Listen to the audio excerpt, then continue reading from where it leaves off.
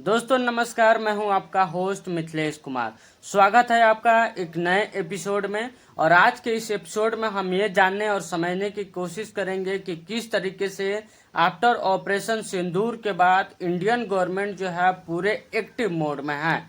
Active mode में इसलिए है क्योंकि जिस तरीके से हमारी इंडियन आर्मी ऑपरेशन सिंदूर में अपनी प्रदर्शन बहुत ही अच्छे तरीके से और सटीक तरीके से दी है, उसके बाद इंडियन गवर्नमेंट नहीं चाहती कि हमारे आर्म फोर्सेस, हमारे जवानों के बीच यूज होने वाले इक्विपमेंट जो है, खास करके जो ऑपरेशन में यूज होने वाले जो उनके हथियार है, साजो सामान है, उस चीज की आपूर्ति निरंतर बनी रहे।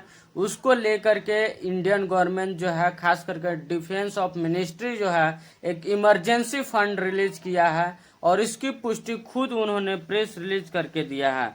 दोस्तों मैं आपको दिखा देता हूँ स्क्रीन पे।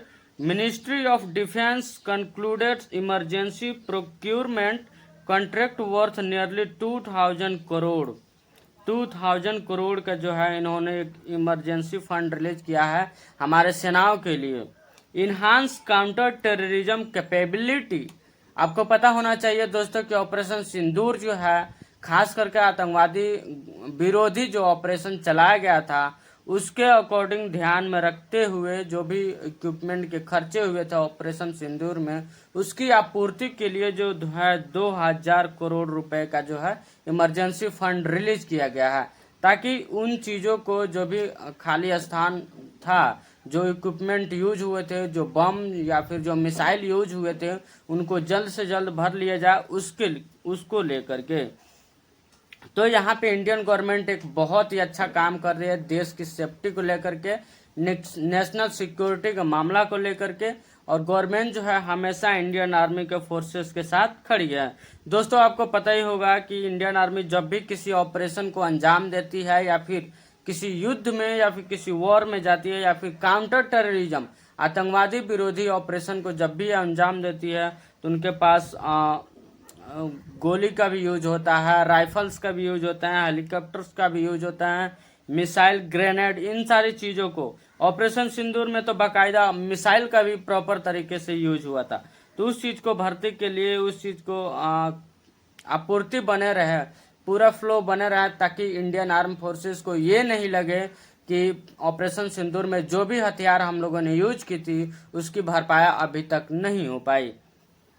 इसके बाद एक और ही इंटरेस्टिंग न्यूज निकल के सामने आ रही है दोस्तों।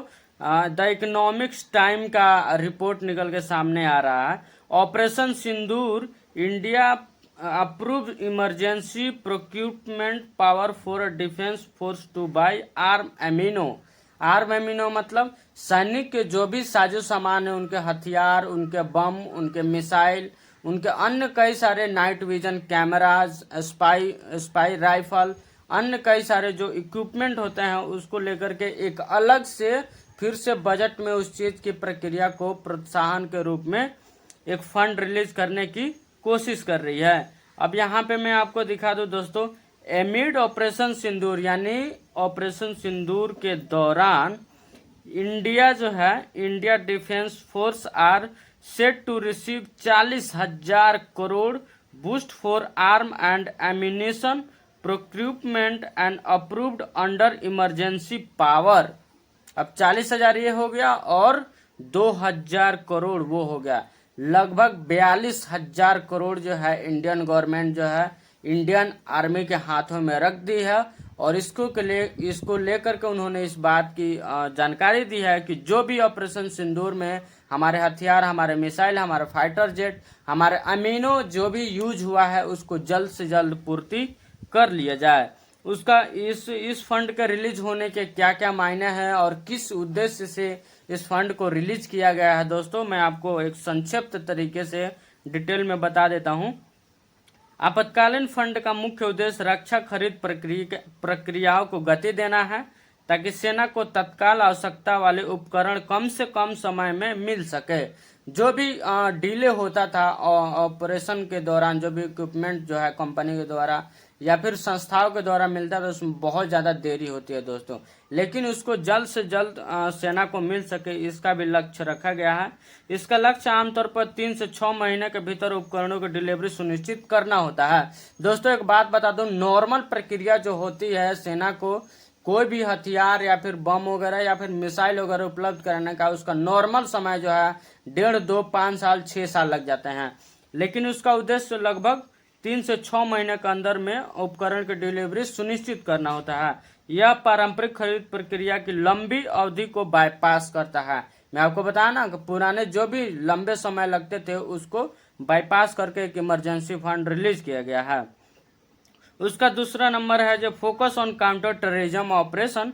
हाल ही में जारी किए गए आपातकालीन फंड का एक बड़ा हिस्सा भारतीय सेना की आतंकवाद विरोधी क्षमताओं को मजबूत करने पर केंद्रित है। विशेषकर जम्मू कश्मीर जैसे क्षेत्र में ड्रोन डिटेक्शन सिस्टम, हल्के रडार व अन्य उपकरण शामिल है। दोस्तों इन सभी चीज़ों को ध्यान में रखते हुए, इन सभी चीज़ों को अपने कंपेटेबिलिटी में शामिल करते हुए इंडियन आर्म फोर्सेस को एक तरीके से बूस्ट देने के लिए जो है इमरजेंसी के तहत लगभग 42,000 करोड़ रुपए का जो है इंडियन आर्मी को हाथों में दिया जा रहा है। दोस्तों आपको क्या लगता है कि गवर्नमेंट ये काम करके इंडियन आर्मी के साथ खड़ी है या फिर वो चाहती है कि भारत देश की सुरक्षा में कोई भी चूक नहीं हो? इस चीज़ को लेकर के आप क्या समझते हैं? आप कमेंट बॉक्स में ज़रूर बताइए।